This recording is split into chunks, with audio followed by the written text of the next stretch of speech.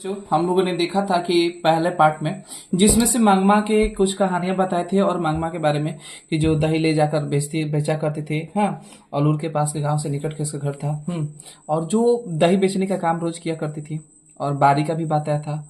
और एक माजी जो थी जो दही इनका लिया करती थी मंगमा से, और इनका इतना घुल मिल चुकी थी कि उनके साथ हर बातें शेयर करना उनको अच्छे लगने लगा। और कुछ ऐसे ऐसे बातें माँ कहती थी कि मतलब माँ जी कहती थी कि ऐसे मंगमा बहुत कुछ कह देती थी। देखने को तो छोटा लगता था लेकिन बहुत कुछ बड़ी सी बातें कह देती। इस बात के लिए वो भी सोचने लगती थी कि ये कहाँ से इतनी वर्ड से मतलब ये बातें समझ गई इतनी। मतलब कि लोग छोट मतलब कि जो है ना कि इतना करने के बावजूद भी इतने बेहतरीन बातें बोल देना बड़ी बात होती है। तो चलिए उसके आगे हम लोग चलते हैं क्या कहती है और बातें करते हैं। तो बोला कि कोई 15 दिन पहले जब मांगमा घर आई तो लगा कि वो बहुत दुखी है। अब सोचिए, ये कौन बोला? ये माँ जी बोल रही है। हाँ, मैंने पूछा कि क्यों मांगमा ऐसी क्यों हो? हाँ, वह बोली क्या बताऊं माँ जी, ऐसा लगता है कि मेरे किसी को जरूरत ही नहीं है। हाँ, यह कहकर उसने अपने पल्लों से आंसू पोंछे। अब मान लो कि कुछ ऐसा दिल की बातें होगी, दर्द होगा, जो कहने के बाद कभी कभी आंसू आ जाते हैं। मन की बात होती है ना, मन ऐसा चीज होता है कि जब अ, मतलब कि जो थोड़ा दर्द होती है ना वो थोड़ा दर्द में हो ही जाता है। और मैंने पूछा अरे क्या हुआ? हाँ, हुआ क्या? बेटे ने कुछ कह दिया? हाँ, बताओ बेटे ने कुछ कह दिया क्या? उसने कहा हाँ माँ जी, ऐसा ही हो गया है समझिए, ऐसे एकदम यही सेम। अरे बहू ने किसी बात पर पोते की खूब पिटाई कर दी। अब मैंने कहा अरे क्यों रही राक्षसी, इस छोटे से बच्चे को क्यों पीट रही है? हाँ, क्यों पीट रही है? तो पीट रही है तो मेरे ऊपर चढ़ बैठी और खूब सुनाई उसने, बताइए। हाँ, तो मैंने भी उसे कह दिया मैं तेरे घर वाले की माँ हूं। हाँ, और तू मुझसे इतनी जबान लड़ा रही है, आने दे तो उसे। अब वह महाराजा घर आया। अब मैंने उससे मैं बोली देख भैया, इसने बेमतलब में अनजान बच्चों को इतनी जोर से पीटा, मैंने माना कि यह तो मुझे ही चार सुनाती है। सोचिए, अब मतलब माँ भी बोल रही है बेटे से। और देखिए बेटा अब आगे क्या कहता है। अब देखिए, तू जरा अपनी घरवाली को शकल सिखा। मतलब ये इसकी माँ बोल रही है बेटे की माँ। हाँ, किसकी बहू? हाँ, जो दही बेचने वाली माँ है वो बोल रही है सिखा। इस पर वो बोली मुझे क्या सिखाएंगे? हाँ, सिखाएंगे। अब देखो कौन बोली, ये पतो बोल रही है मतलब ना उसकी, कि मुझे क्या सिखाएंगे। हाँ, वो भी ताना छोड़ने में कम नहीं है, वो भी बिगने में बिक दी। चलिए अब देखिए इसके बाद आग कितना बड़ी और लगता है। छोड़ने वाली का आंख है भाई, सब अपना मालिक है भाई। हाँ, कहा जाता ना दहेज दे के खरीदे हैं तो भाई दहेज दे के खरीदे हैं तो ऐसा सुनना पड़ेगा तो है कि नहीं, ऐसा हालत है। चलिए, लड़का अगर कुछ उधम करता है तो उसे माना करने का मुझे हक नहीं। ये तो देखो, कभी कभी पता है ये कुछ ऐसे चीजें है ना कि मतलब कि कुछ लोगों को लगेगा, लेकिन देखा जाए तो ये तब से वो भी सही थी, सही बोल रही है, ये भी सही बोल रही है। लेकिन कहा जाता है कि कुछ जो बुजुर्ग लोग होते हैं, बड़े लोग होते हैं ना, तो वो बातें कुछ बोलते हैं, ठीक से बोलते हैं, वो अपना हक जताएंगे। वो थोड़ा गलती भी रहेगा ना तो उनको अलग ही तरीके से वो अपना लोग बोलते हैं, और थोड़ा टाइट होकर आवाज भाई है तो गर्जीवन बड़े लोग हैं तो बड़े लोग अपना अपना हक थोड़ा रहता है। तो इसके बाद बोला लड़का अगर कुछ उधम करता है तो उसे मना करने का मुझे भी नहीं हक है। बताइए, तुमने जैसे इन्हें पैदा किया है, हाँ, वैसे मैंने भी इसे पैदा किया। मुझे क्या अकल सिखाने चली है? हाँ, वाह जी वाह, क्या बात है।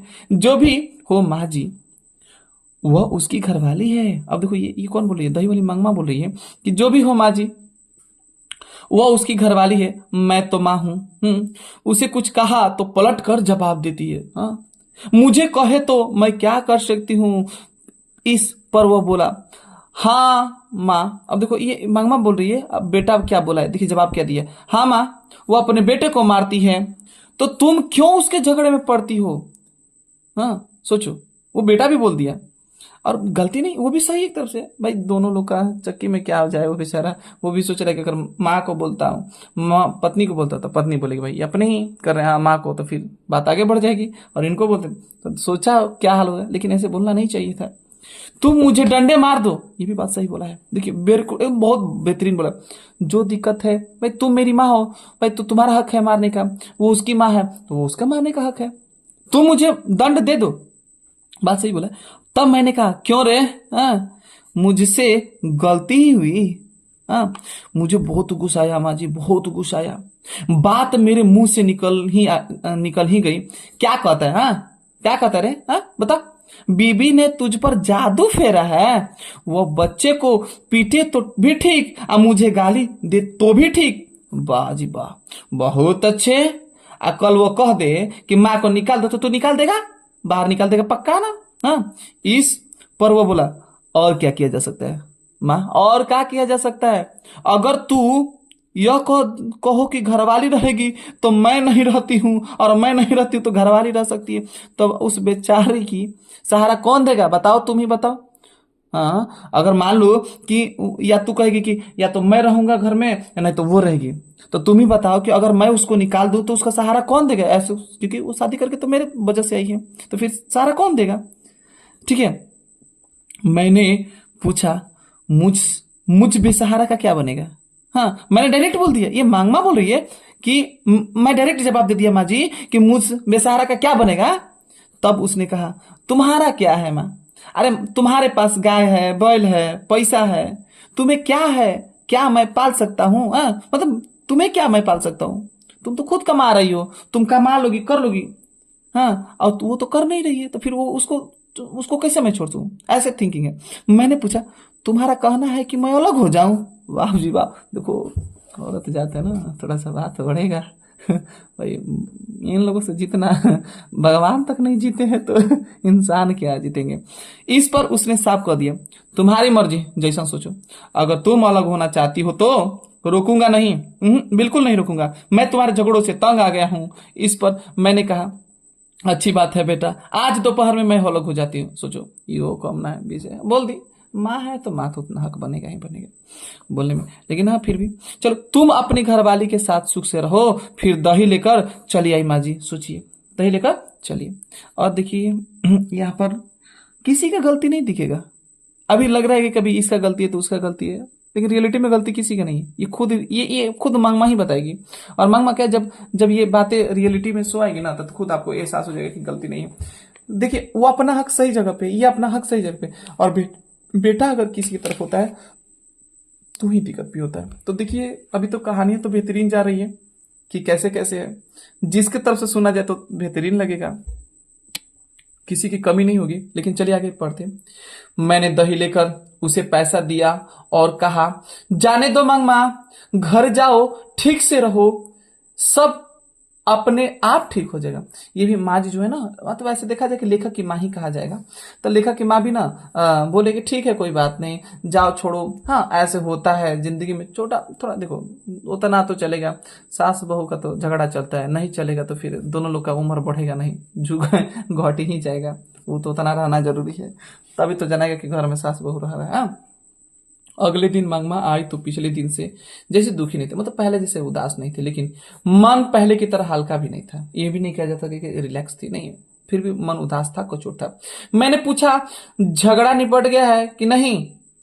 ये कौन पूछ रही है, ये लेखक की माँ पूछ रही है कि झगड़ा निपट गया कि नहीं। इस पर उसने जवाब दिया हाँ निपटने देगी, देगी क्या, हाँ कल दही बेच कर गई तो मेरे बर्तन भांडे जो है अलग रख दिए थे, बताइए सोचिए माँ जी।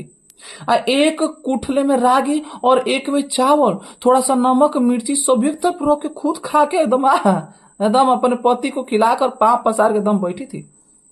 आप ही बताइए माँ जी झगड़ा कैसे निपटेगा, हाँ मैंने थोड़ा ठिट्टू बनाकर खाया, शादी के बाद बेटा कभी अपना रहता है माँ जी, हाँ कबो ना।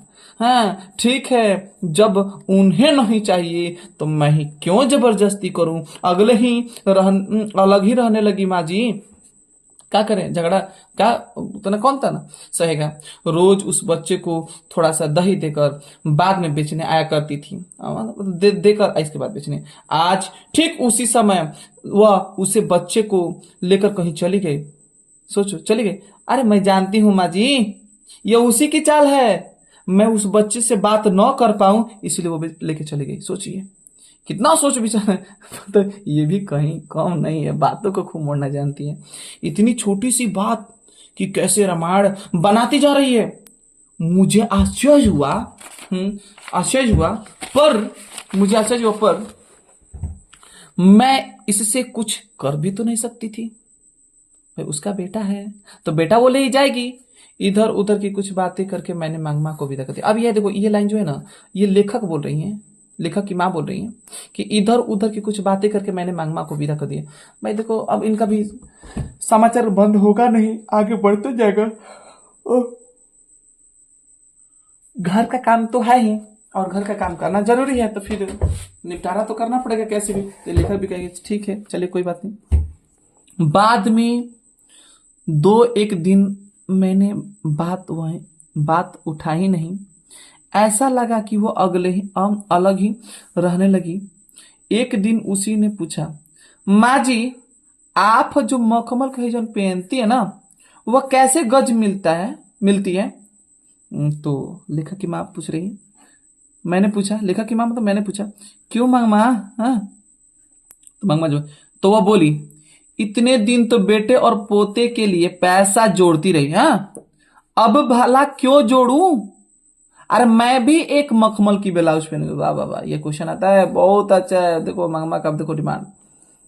जब अपना नहीं रहता है तो फिर सच बात, ये थोड़ा होता है कि जब दुनिया में देखो सच बोला जाए तो अपने लिए कोई नहीं जीता है। देखिए माता पिता भी नहीं जीते हैं, भले वो डांट टपट कर बोल देते हैं, अलग बात है, लेकिन देखिए दुनिया में सच में अपने लिए कोई नहीं जीता है। अच्छे लोगों का बात किया जा रहा है।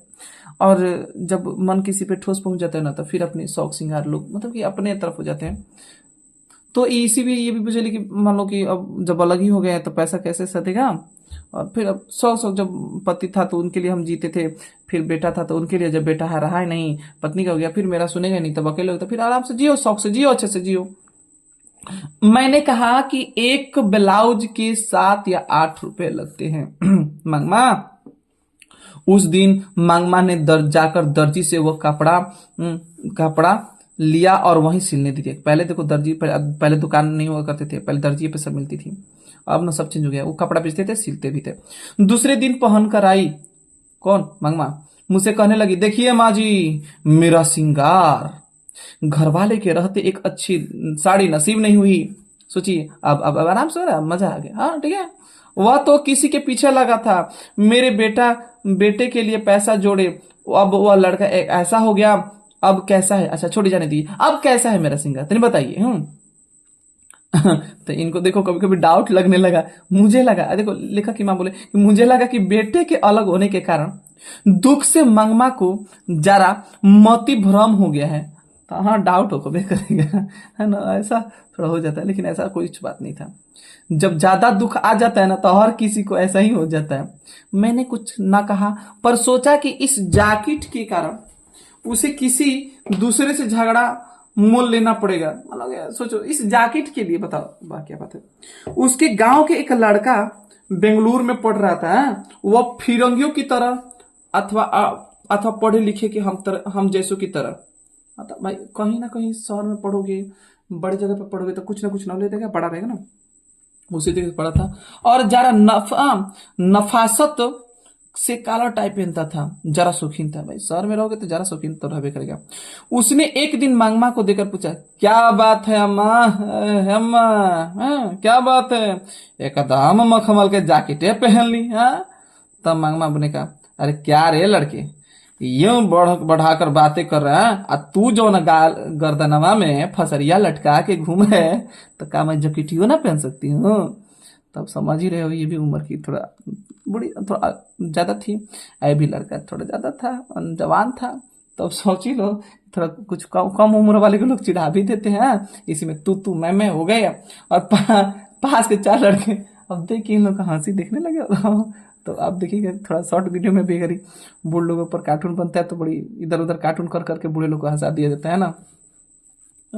तो इस तरीके से ऐसे है। अगले दिन मांगमा ने ही यह बात मुझे सुनाई।